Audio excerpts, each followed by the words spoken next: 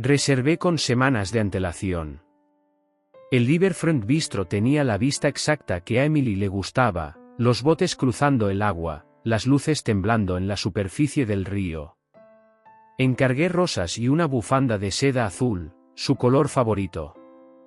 El camarero llenó nuestras copas de champagne justo cuando terminé de contarle la anécdota de cómo casi pierdo el tren para llegar a nuestra primera cita, hace 9 años. Sonrió, pero algo estaba mal en la forma en que lo hizo. No era su sonrisa. Era una imitación de ella. Vacía, apurada, como si se la hubiera pegado a la cara por compromiso. Levantó la copa sin brindar y dijo: «Quiero salir con otras personas». Las palabras cayeron como un cubo de agua helada. No había introducción, ni contexto. Lo dijo en medio del murmullo del restaurante, entre platos de salmón glaseado y velas encendidas. Como si me estuviera pidiendo sal. Quise creer que era una broma mal calculada. Me reí, con la voz temblorosa. «¿Qué?» «Lo que oíste», repitió, ahora mirando a la copa, como si dentro del líquido dorado hubiera una escapatoria. «Necesito esto. Necesito explorar». Ni una sola palabra sobre problemas en nuestro matrimonio. Nada sobre estar confundida, insatisfecha, triste. Solo eso, necesito explorar. Tragué saliva. El vino me supo a nada. Sentí que las paredes del lugar se alejaban de mí, como si la distancia física pudiera darme claridad. Había planeado esa noche como si fuera una celebración de lo que todavía éramos. Había creído, no sospechado, no intuido, creído, que aún compartíamos una visión. La misma que pintábamos cuando hablábamos de mudarnos a la sierra. Criar hijos. Retirarnos en una casa de madera. Todo eso parecía, ahora, una escena de otra película. Otra pareja. Otro tiempo. Apreté la servilleta. Vi la forma en que miraba hacia la entrada del local. No buscaba al camarero. Parecía lista para correr. Permanecí en silencio. Ni una palabra. Ni una súplica. Solo me quedé observando su rostro mientras revolvía la copa con los dedos. Me pregunté, ¿cuánto tiempo llevaba queriendo decírmelo? ¿Por qué elegir esta noche? ¿Era esa frialdad parte del plan? Me incliné hacia atrás. De repente, el olor del perfume que antes adoraba me molestaba. Pensé en todo lo que había invertido. No solo dinero, tiempo. Energía. Lealtad. Presencia. Y ella, ahí, sentada como si yo fuera un obstáculo más. Necesito despejarme, dije al fin, con voz baja. Dejé la servilleta sobre la mesa, junto al plato apenas tocado. Me levanté, tomé mi abrigo con calma y salí. Ni una lágrima. Ni un reproche. Emily no dijo nada. La noche me recibió con el mismo silencio que ahora habitaba en mí. Caminé hacia el auto sin mirar atrás. La bufanda seguía sobre la mesa. Volví a casa pasada la medianoche. Las luces estaban apagadas. Emily no había llegado o aún no había salido nuevamente. Dejé las llaves sobre la mesa del recibidor y me senté en la penumbra del salón sin encender ninguna lámpara. La bufanda que le había comprado estaba todavía en la bolsa, en el asiento del acompañante. No la saqué. No esa noche. Ni la siguiente. Esa semana, dormimos en la misma cama sin tocarnos. Cuerpos separados por menos de medio metro, pero con un océano de distancia emocional entre ambos. Ella se giraba hacia la pared apenas apagaba la lámpara. Yo me quedaba mirando al techo. En silencio. No preguntaba. No indagaba. Solo observaba. Durante el desayuno, su tono era mecánico. Me hablaba como si ya no me conociera. Comentarios sobre el clima, sobre su agenda, pero nunca una mirada directa, nunca un «¿y tú cómo estás?». Cuando hablaba, parecía que rellenaba silencio, no que quería decirme algo. Empezó a salir más por las tardes. Pilates, cenas con amigas, reuniones de equipo. A veces volvía con una sonrisa artificial que se borraba en cuanto cruzaba la puerta. Otras veces, simplemente decía «buenas noches» desde el pasillo. Dejaba su bolso sobre la mesa del comedor y subía sin decir más. Una noche, fingí estar dormido cuando llegó. Escuché el clic de su tacón contra el suelo de madera, su respiración apurada, el leve chirrido de la cremallera de su bolso. Y luego, el murmullo. Alguien al teléfono. Su voz, baja, cómplice, distinta. No usaba ese tono conmigo desde hacía mucho tiempo. Mañana, entonces, dijo, y luego un silencio. Yo también.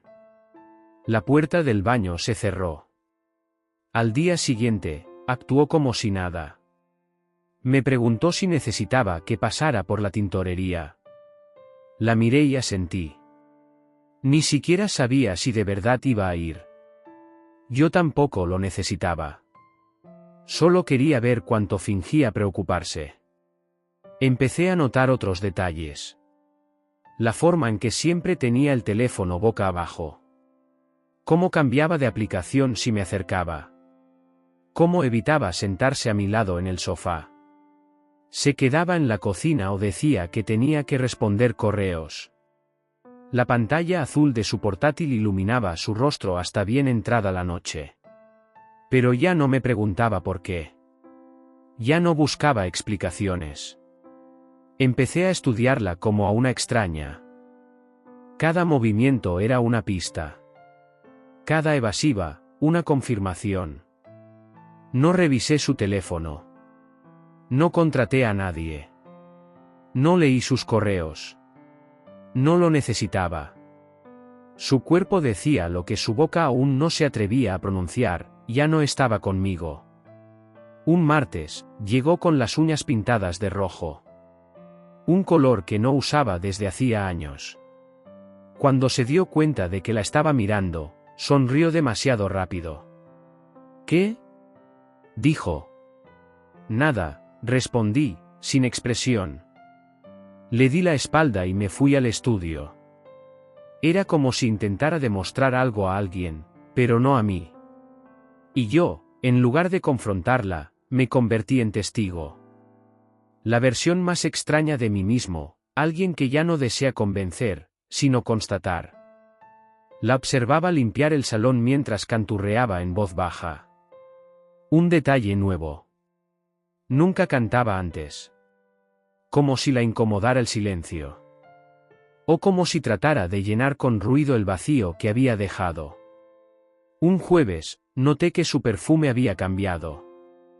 El aroma era más dulce, más evidente, el tipo de fragancia que ella solía decir que era demasiado vulgar. Le quedaba bien, pero no era para mí. No estaba diseñada para nuestro espacio. Era un perfume para la calle, para alguien más. Esa noche, cuando entró al dormitorio, yo ya estaba acostado. Se sentó al borde de la cama y permaneció ahí unos minutos. No dijo nada. Miraba el suelo, los pies, el vacío. Después se levantó y se fue al baño. Cuando salió, ya no volvió. Escuché la puerta del cuarto de invitados cerrarse con un clic seco. No pregunté. El viernes, recibí un mensaje suyo: ¿puedes pasar por la tienda de comestibles? Falta leche. Respondí con un ok. No añadí emoticonos. No hice bromas. Ya no jugábamos a eso. En el supermercado, recorrí los pasillos con la sensación de estar haciendo un mandado para alguien que ya no vivía conmigo. Compré lo esencial. Nada que no estuviera en la lista.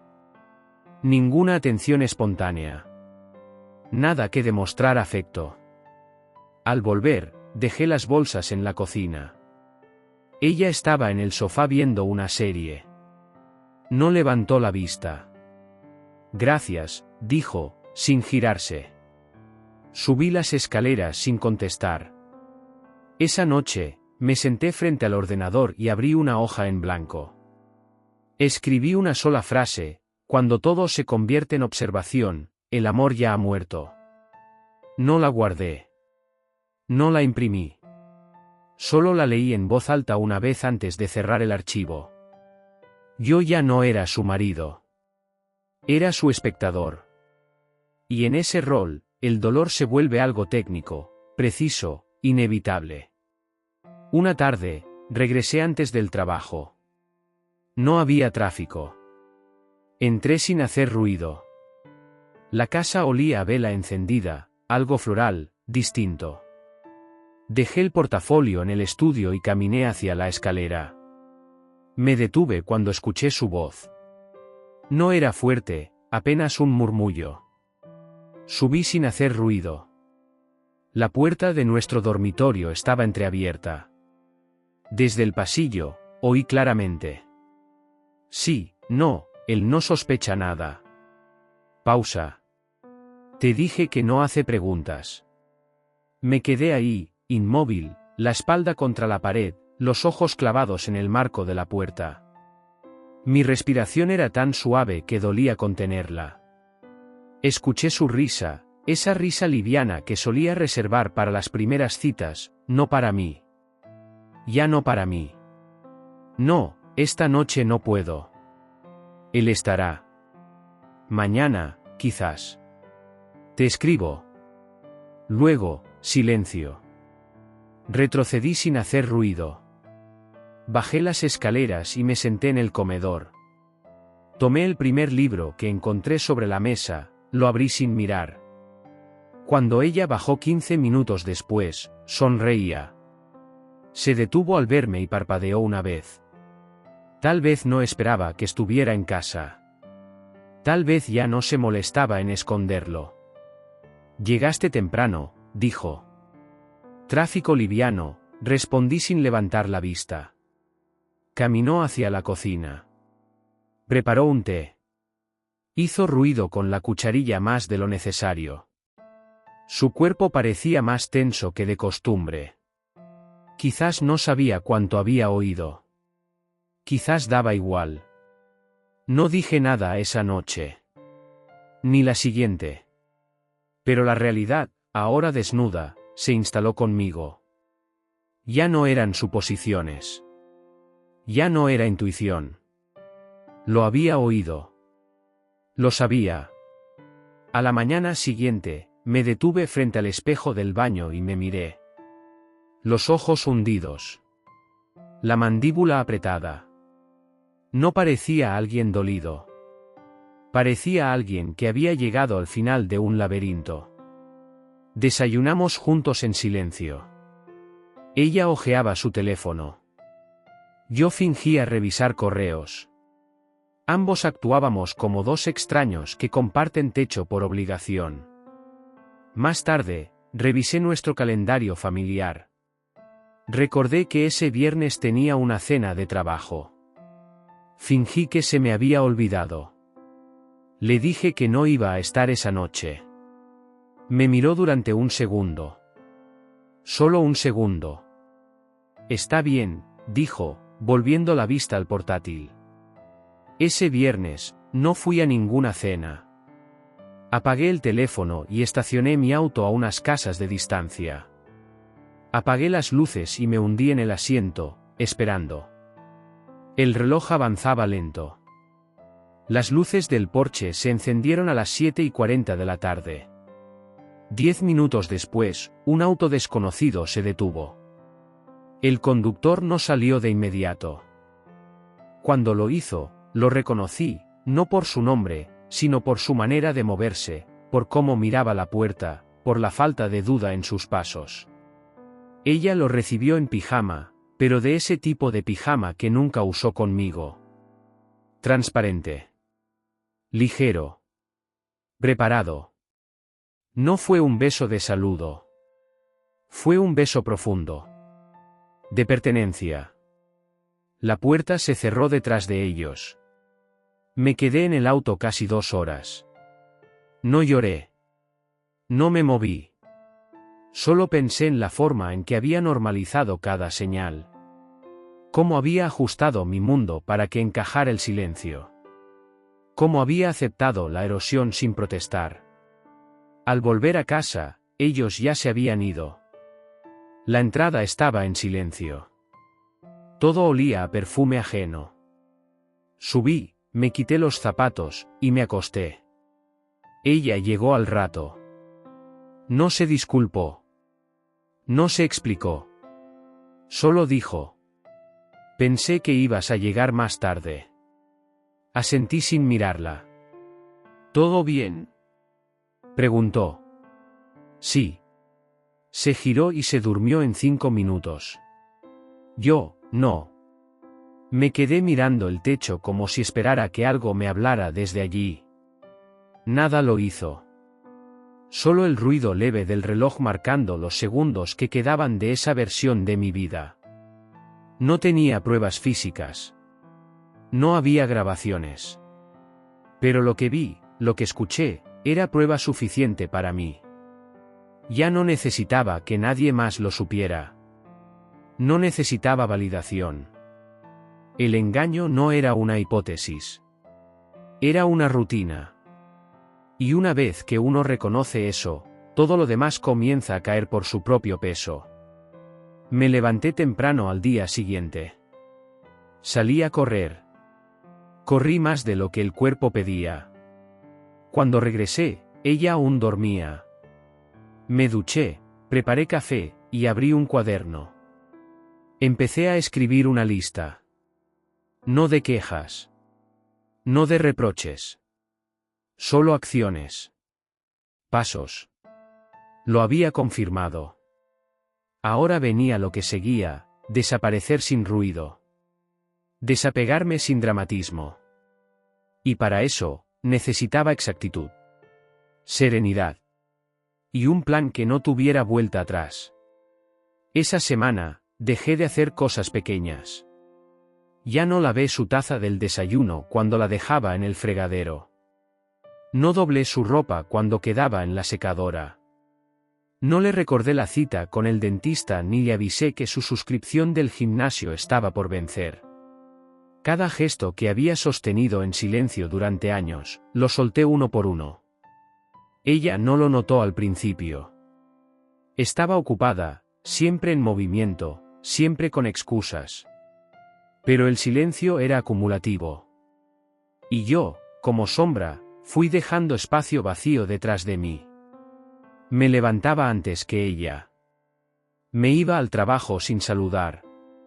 Regresaba, comía solo, subía a leer o trabajar desde el cuarto de invitados.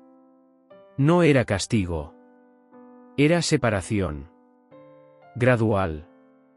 Estructurada. Cuando hablaba, mi tono era medido. Sin emoción. ¿Necesitas el auto mañana? ¿Te llegó algo de correspondencia? Eran frases de convivencia, no de pareja. Y ella empezaba a notarlo.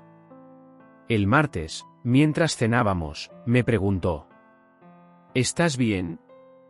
No levanté la vista del plato. Sí. Estás distante. Masticaba con lentitud. Ah, sí. Asintió, aunque su voz ya no sonaba tan firme como antes. Sí. Bebí un sorbo de agua, dejé el vaso sobre la mesa y añadí: debe ser el cansancio. No preguntó más. Esa noche, durmió conmigo. Fue la primera vez en semanas. Se acercó con suavidad, como si no supiera cómo tocarme. Me abrazó por la espalda. No respondí. Cerré los ojos. Fingí que dormía. Su respiración se aceleró. Luego se alejó. No volvió a intentarlo. Al día siguiente, encontró mi maleta semi-preparada en el armario del cuarto de invitados. No dijo nada. Solo la vio. Yo lo noté porque la cremallera estaba más baja de lo que la había dejado. Había buscado. Estaba inquieta. Esa noche cenó en su habitación. Dijo que tenía dolor de cabeza. El jueves me pidió que habláramos. Me esperó en el comedor, con los brazos cruzados. Me senté al otro lado de la mesa. No puse las manos sobre la superficie. Esperé. Siento que algo cambió, dijo. Puede ser, respondí. ¿Es por mí? La miré sin expresión. ¿Qué crees tú? Guardó silencio. Su gesto se quebró un poco. No sé, murmuró. Yo sí, le dije. Pero no hace falta hablar de eso ahora. Entonces, ¿cuándo? Cuando no importe, dije, y me levanté. Esa noche no dormí en la casa. Reservé un hotel cerca del trabajo. No dejé nota. Solo apagué el móvil. Cuando volví por la mañana, ya estaba despierta, sentada en el sofá, con una taza de café que no había tocado. ¿Dónde estuviste? Pensando, dije. No preguntó más. Empezó a mandarme mensajes a mitad del día. Pequeñas frases: todo bien, te veo esta noche, necesitas que pase por algo. Leía cada uno. No respondía ninguno. El silencio fue mi forma de marcar el fin sin decirlo. Un viernes, me esperó en la cocina con su suéter favorito y el cabello suelto. Cocinó mi plato preferido. Lo dejó sobre la mesa. Me miró sin palabras. No tengo hambre, dije, y subí a la habitación. Esa noche escuché cómo lloraba en el baño. No me levanté. El sábado desaparecí de nuevo. Me fui temprano y regresé tarde. Empezó a llamarme. 10 llamadas perdidas. Ninguna respondida. Era el tipo de comportamiento que en el pasado me habría partido el pecho. Pero ahora no dolía. Solo confirmaba lo que ya sabía, su control se debilitaba. El domingo, se sentó frente a mí con una hoja en la mano. No quiero que esto se acabe así, dijo. No depende solo de ti, le contesté. Podemos ir a terapia. Podemos hablar.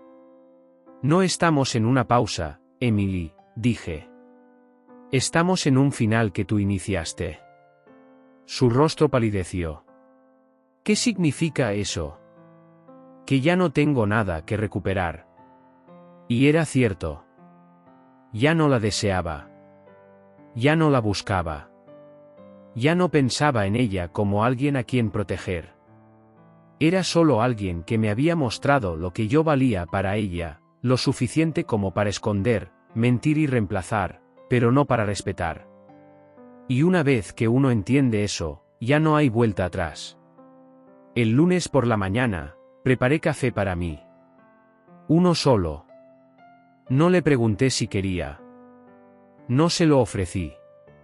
Cuando bajó, me encontró en la cocina con el portafolio ya en la mano y las llaves del coche sobre la encimera. ¿No vas a desayunar?, preguntó. No aquí, respondí. Pasé junto a ella sin mirarla. Caminé hacia la puerta. Me detuve un segundo antes de salir. Hoy voy a llegar tarde. ¿Reunión? No. Conversaciones. ¿Qué tipo de conversaciones? Las que preparan el futuro. La vi apretar los labios. No respondió. Ese día hablé con un abogado. Uno especializado en divorcios sin drama. Gente técnica. Práctica. No quería guerras. Quería salida. Llevaba semanas acumulando pruebas mentales. No necesitaba fotos ni mensajes. Solo necesitaba que todo estuviera listo cuando decidiera cerrar la puerta. Le hablé claro al abogado. No quiero escándalo. Solo quiero separación limpia. Me explicó los pasos. Las opciones. Las implicancias. ¿Hay hijos? No. ¿Bienes en común? Solo la casa. El auto es mío. Asintió. Me dio una carpeta con los primeros documentos. Me pidió que pensara si quería que ella se quedara en la casa o no. No, dije. Es mi espacio. Ella eligió vivir en otro mundo, no dentro de este. Esa noche, al volver, Emily me esperaba con una copa de vino. ¿Podemos hablar? Ahora sí. Sí. Nos sentamos. No a la mesa. En el salón. Frente a frente. Ella tomó aire. Su voz era baja. Siento haber estado distante. Lo sé. Las cosas se complicaron. Me sentí atrapada. Necesitaba entender qué quería. ¿Y ya lo entendiste? Me miró. No dijo nada. ¿Lo entendiste, Emily? Asintió lentamente. Y aún así elegiste ocultarme cosas. Mentirme. Jugar a dos bandas. Fue un error. No, respondí. Fue una decisión. Los errores ocurren una vez. Lo tuyo fue sostenido. Repetido. Deliberado. Podemos arreglarlo. No quiero. Jason, por favor. Lo que tú hiciste no fue un desliz. Fue una construcción. Y yo no voy a construir nada sobre eso. No tienes por qué irte. No me voy. Frunció el ceño. ¿Entonces? Te vas tú. En esta casa no cabe quien quebró los principios básicos de una relación. ¿Y si me niego? No puedes negarte. Puedes hacer la situación más incómoda, más lenta, más expuesta. Pero no puedes cambiar el desenlace. Te pido que te vayas por las buenas. Puedes quedarte con el dinero que haya en la cuenta conjunta. Te doy 3 semanas. ¿Y después? Después empieza la separación legal. He hablado con un abogado. El color desapareció de su cara. ¿Ya hablaste con alguien? Hace semanas que sé lo tuyo. Solo estaba esperando el momento en que el respeto propio me ganara al cariño residual. Ella se quedó en silencio largo rato. La copa temblaba entre sus dedos. Finalmente dijo: «Puedo irme esta misma semana». Asentí. «Pide a Sara que te reciba unos días. O alquila algo. No me importa. Pero esta casa va a volver a ser mía». ¿Y qué vas a decir a los demás? Nada. No tengo que justificarme por dejar de tolerar una mentira. Se levantó. Caminó hacia la escalera. Sus pasos eran lentos. Cuando llegó al primer peldaño, giró la cabeza. Nunca quise que esto terminara así. Lo terminaste tú, dije sin dureza, sin rencor. Yo solo tomé nota. Esa noche dormí profundamente. Por primera vez en meses, no sentí un nudo en el estómago. Sentí estructura. Sentí dirección. No estaba actuando desde el dolor. Estaba obrando con dignidad. Al día siguiente empezó el retroceso. Emily no se fue de inmediato. Pasó 2 días en silencio, deambulando por la casa como si aún buscara excusas para existir en ella. Pero ya no había rituales compartidos. Ya no había código común. Era un espacio dividido. Ella sabía que cada minuto que pasaba era una forma de alargar lo inevitable. La mañana del jueves bajó con una maleta a medio cerrar y los ojos hinchados. Se sentó frente a mí mientras yo desayunaba. No quiero que esto se termine. Mantuve la mirada en el café. Entonces no lo habrías empezado. No sabía lo que hacía. Si sabías. Solo no te importaron las consecuencias. No era sobre ti. Era sobre mí. Me sentía invisible. Y ahora yo soy transparente. ¿Eso te sirve? Guardó silencio. Luego se inclinó hacia adelante, como si el gesto pudiese reconstruir algo. Podemos hablar con alguien. Ir a terapia. Detener esto. ¿Por qué ahora? Porque me equivoqué. No. Te descubrieron. Eso no es lo mismo. Se quedó mirándome largo rato. Las palabras no salían. No había defensa. Me levanté, tomé mis llaves y salí sin decir más. Más tarde recibí un correo suyo. Un párrafo largo. Quiero que sepas que aún te amo, decía. Hablaba de reconstruir, de aprender, de empezar de cero. Lo leí entero. No respondí. Esa misma tarde me reuní con el abogado. Le entregué los documentos firmados. Iniciamos el proceso. Todo bajo control. Sin escándalos. Sin prensa. Sin redes sociales. Solo silencio. Emily comenzó a oscilar entre súplicas y acusaciones. Un mensaje decía, podemos al menos hablar como adultos.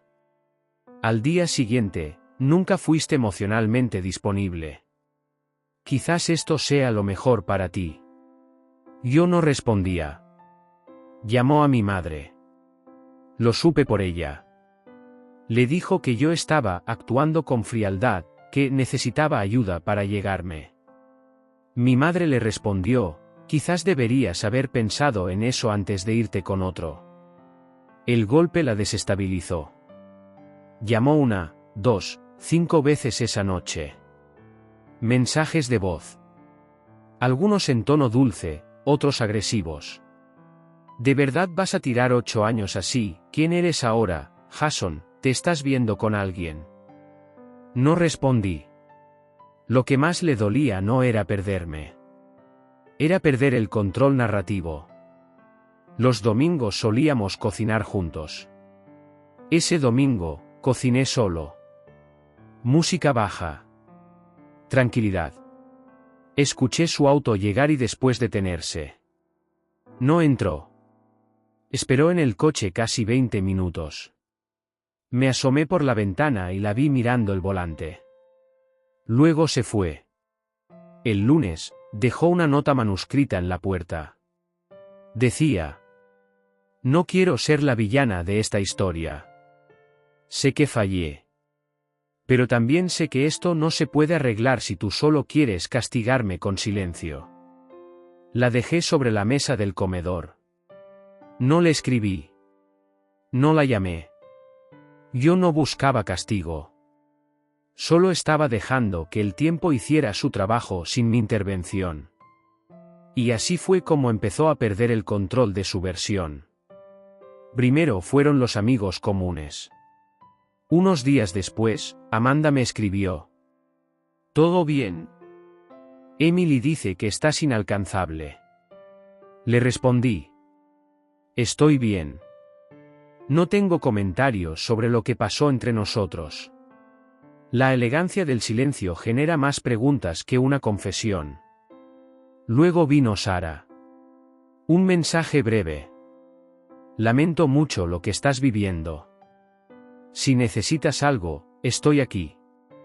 Evidentemente, Emily le había contado parte. Pero no todo. Y ese no todo pesaba. Porque la historia ya no estaba completa. Y ella no podía dirigirla. Una tarde, la vi en el café donde solíamos ir los sábados. Estaba sola. Me vio. Se quedó quieta, con la taza entre las manos. Le hice un leve gesto con la cabeza. Ni más, ni menos. Ella quiso sonreír. No pudo. Bajó la mirada. Me fui sin detenerme. Fue entonces cuando dejó el último mensaje. Una nota de voz. Casi 5 minutos. Jason, su voz temblaba. Me está costando seguir adelante. Estoy perdiendo cosas pequeñas que no sabía que me importaban. Tu forma de cortar las zanahorias. Tu silencio cuando lees. Tu olor cuando sales a correr. Me doy cuenta ahora de lo que era vivir contigo. No era solo rutina. Era estabilidad. Era calma. Sé que ya no hay vuelta atrás. Pero solo quería que supieras que estoy rota. Pausa. Y tú, pareces intacto. No respondí. Porque no estaba intacto. Solo estaba en pie. Y eso era suficiente. Emily se fue definitivamente un miércoles por la tarde. Me envió un mensaje: ya no queda nada mío en la casa. Te deseo lo mejor. No respondí. No fui a revisar los cuartos. No caminé buscando rastros. Simplemente abrí las ventanas y dejé que entrara el aire. Pasaron los días y todo se volvió más claro.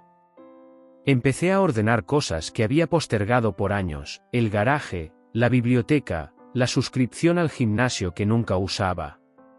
Me encontré caminando más lento, comiendo en silencio sin tensión. Volví a ver a viejos amigos. No para hablar de ella.